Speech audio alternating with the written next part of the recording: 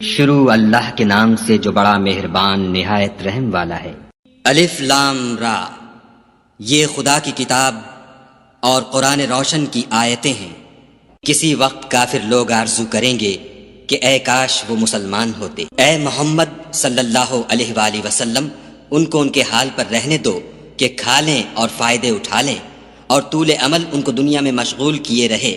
ان قریب ان کو اس کا انجام معلوم ہو جائے گا۔ اور ہم نے کوئی بستی ہلاک نہیں کی مگر اس کا وقت مرقوم و معین تھا۔ کوئی جماعت اپنی مدت وفات سے نہ آگے نکل سکتی ہے نہ پیچھے رہ سکتی ہے۔ اور کفار کہتے ہیں کہ اے شخص جس پر نصیحت کی کتاب نازل ہوئی ہے، تو دیوانہ ہے۔ اگر تو سچا ہے تو ہمارے پاس فرشتوں کو کیوں نہیں لے آتا؟ کہہ دو ہم فرشتوں کو نازل نہیں کیا کرتے مگر حق کے ساتھ، اور اس وقت ان کو مہلت نہیں ملتی۔ بے شک یہ کتاب نصیحت ہم ہی نے اتاری ہے اور ہم ہی اس کے نگہبان ہیں۔ اور ہم نے تم سے پہلے لوگوں میں بھی پیغمبر بھیجے تھے، اور ان کے پاس کوئی پیغمبر نہیں آتا تھا مگر وہ اس کے ساتھ استہزاء کرتے تھے۔ اس طرح ہم اس تکذیب و ضلال کو گناہ گاروں کے دلوں میں داخل کر دیتے ہیں، سو وہ اس پر ایمان نہیں لاتے، اور پہلوں کی روش بھی یہی رہی ہے۔ اور اگر ہم آسمان کا کوئی دروازہ ان پر کھول دیں اور وہ اس میں چڑھنے بھی لگیں تو بھی یہی کہیں گے کہ ہماری آنکھیں مخمور ہو گئی ہیں،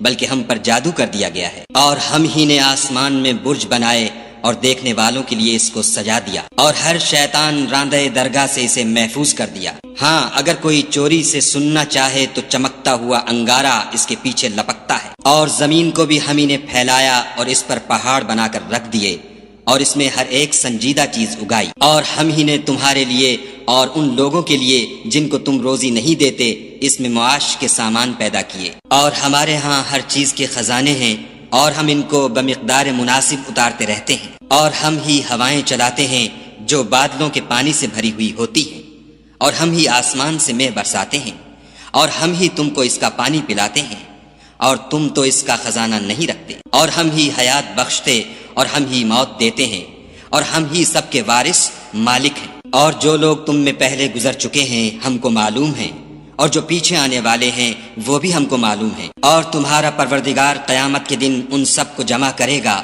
وہ بڑا دانا اور خبردار ہے۔ اور ہم نے انسان کو کھنکھناتے سڑے ہوئے گارے سے پیدا کیا ہے، اور جنوں کو اس سے بھی پہلے بے دھوئیں کی آگ سے پیدا کیا تھا۔ اور جب تمہارے پروردگار نے فرشتوں سے فرمایا کہ میں کھنکھناتے سڑے ہوئے گارے سے ایک بشر بنانے والا ہوں، جب اس کو صورت انسانیہ میں درست کر لوں اور اس میں اپنی بے بہا چیز یعنی روح پھونک دوں تو اس کے آگے سجدے میں گر پڑنا، تو فرشتے تو سب کے سب سجدے میں گر پڑے مگر شیطان کہ اس نے سجدہ کرنے والوں کے ساتھ ہونے سے انکار کیا۔ خدا نے فرمایا کہ ابلیس تجھے کیا ہوا ہے کہ تو سجدہ کرنے والوں میں شامل نہ ہوا؟ اس نے کہا میں ایسا نہیں ہوں کہ انسان کو جس کو تو نے کھنکھناتے سڑے ہوئے گارے سے بنایا ہے سجدہ کروں۔ خدا نے فرمایا یہاں سے نکل جا، تو مردود ہے، اور تجھ پر قیامت کے دن تک لعنت برسے گی۔ اس نے کہا کہ پروردگار مجھے اس دن تک مہلت دے جب لوگ مرنے کے بعد زندہ کیے جائیں گے۔ فرمایا کہ تجھے مہلت دی جاتی ہے وقت مقرر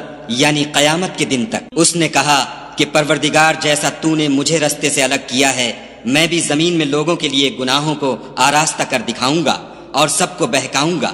ہاں ان میں جو تیرے مخلص بندے ہیں ان پر قابو چلنا مشکل ہے۔ خدا نے فرمایا کہ مجھ تک پہنچنے کا یہی سیدھا رستہ ہے۔ جو میرے مخلص بندے ہیں ان پر تجھے کچھ قدرت نہیں کہ ان کو گناہ میں ڈال سکے، ہاں بدراہوں میں سے جو تیرے پیچھے چل پڑے۔ اور ان سب کے وعدے کی جگہ جہنم ہے، اس کے 7 دروازے ہیں، ہر ایک دروازے کے لیے ان میں سے جماعتیں تقسیم کر دی گئی ہیں۔ جو متقی ہیں وہ باغوں اور چشموں میں ہوں گے، ان سے کہا جائے گا کہ ان میں سلامتی اور خاطر جمع سے داخل ہو جاؤ، اور ان کے دلوں میں جو کدورت ہوگی ان کو ہم نکال کر صاف کر دیں گے، گویا بھائی بھائی تختوں پر ایک دوسرے کے سامنے بیٹھے ہوئے ہیں، نہ ان کو وہاں کوئی تکلیف پہنچے گی اور نہ وہ وہاں سے نکالے جائیں گے۔ اے پیغمبر صلی اللہ علیہ وآلہ وسلم میرے بندوں کو بتا دو کہ میں بڑا بخشنے والا اور مہربان ہوں، اور یہ کہ میرا عذاب بھی درد دینے والا عذاب ہے۔ اور ان کو ابراہیم کے مہمانوں کا احوال سنا دو۔ جب وہ ابراہیم کے پاس آئے تو سلام کہا، انہوں نے کہا کہ ہمیں تو تم سے ڈر لگتا ہے۔ انہوں نے کہا کہ ڈریے نہیں، ہم آپ کو ایک دانش مند لڑکے کی خوشخبری دیتے ہیں۔ وہ بولے کہ جب مجھے بڑھاپے نے آ پکڑا تو تم خوشخبری دینے لگے، اب کاہے کی خوشخبری دیتے ہو؟ انہوں نے کہا کہ ہم آپ کو سچی خوشخبری دیتے ہیں، آپ مایوس نہ ہوجیے۔ ابراہیم نے کہا کہ خدا کی رحمت سے میں مایوس کیوں ہونے لگا؟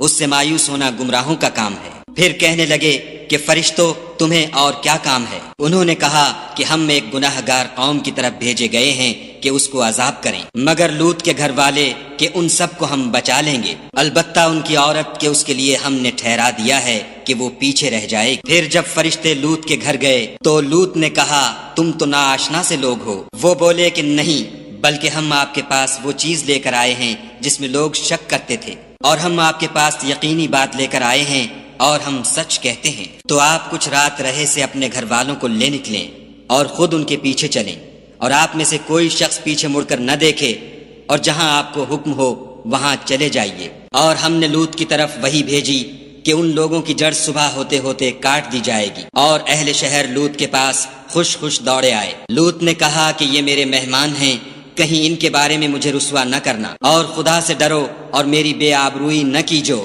وہ بولے کیا ہم نے تم کو سارے جہان کی حمایت و طرفداری سے منع نہیں کیا؟ انہوں نے کہا کہ اگر تمہیں کرنا ہی ہے تو یہ میری قوم کی لڑکیاں ہیں، ان سے شادی کر لو۔ اے محمد صلی اللہ علیہ وآلہ وسلم، تمہاری جان کی قسم وہ اپنی مستی میں مدہوش ہو رہے تھے، سو ان کو سورج نکلتے نکلتے چنگھاڑ نے آ پکڑا، اور ہم نے اس شہر کو الٹ کر نیچے اوپر کر دیا اور ان پر کھنگر کی پتھریاں برسائیں۔ بے شک اس قصے میں اہل فراست کے لیے نشانی ہے، اور وہ شہر اب تک سیدھے رستے پر موجود ہے۔ بے شک اس میں ایمان لانے والوں کے لیے نشانی ہے، اور بن کے رہنے والے یعنی قوم شعیب کے لوگ بھی گناہ گار تھے، تو ہم نے ان سے بھی بدلہ لیا، اور یہ دونوں شہر کھلے رستے پر موجود ہیں۔ اور وادی ہجر کے رہنے والوں نے بھی پیغمبروں کی تکذیب کی، ہم نے ان کو اپنی نشانیاں دیں اور وہ ان سے منہ پھیرتے رہے، اور وہ پہاڑوں کو تراش تراش کر گھر بناتے تھے کہ امن و اطمینان سے رہیں گے، تو چیخ نے ان کو صبح ہوتے ہوتے آ پکڑا، اور جو کام وہ کرتے تھے وہ ان کے کچھ بھی کام نہ آئے۔ اور ہم نے آسمانوں اور زمین کو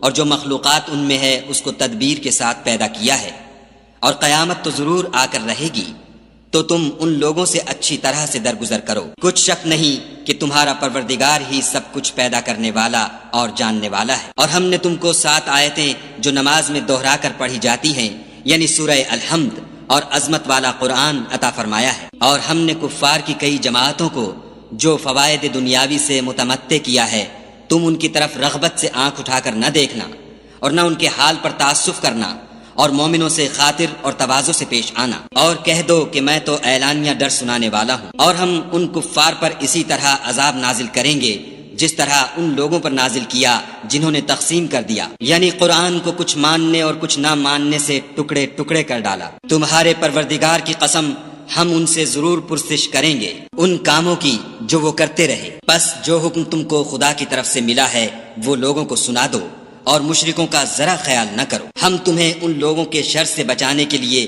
جو تم سے استہزاء کرتے ہیں کافی ہیں، جو خدا کے ساتھ اور معبود قرار دیتے ہیں، سو ان قریب ان کو ان باتوں کا انجام معلوم ہو جائے گا، اور ہم جانتے ہیں کہ ان کی باتوں سے تمہارا دل تنگ ہوتا ہے۔ تو تم اپنے پروردگار کی تسبیح کہتے اور اس کی خوبیاں بیان کرتے رہو، اور سجدہ کرنے والوں میں داخل رہو، اور اپنے پروردگار کی عبادت کیے جاؤ یہاں تک کہ تمہاری موت کا وقت آ جائے۔